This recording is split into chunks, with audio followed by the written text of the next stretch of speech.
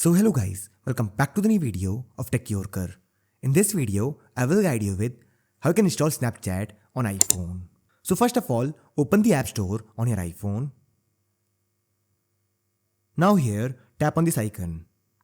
Now here make sure that you're logged in to your Apple account, as it is required to download and install apps from the App Store. Now once you log in to your Apple account on your iPhone, tap on Done. After this, tap on the search button.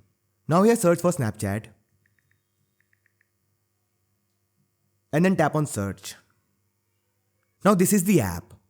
To install it, tap on this icon and this will start installing the app. Wait for a few seconds. Once the app is installed, tap on open and this will launch the app. Now you can log into your Snapchat account and start using it.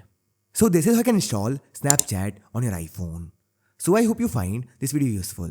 And if you do, then don't forget to like this video and subscribe our channel.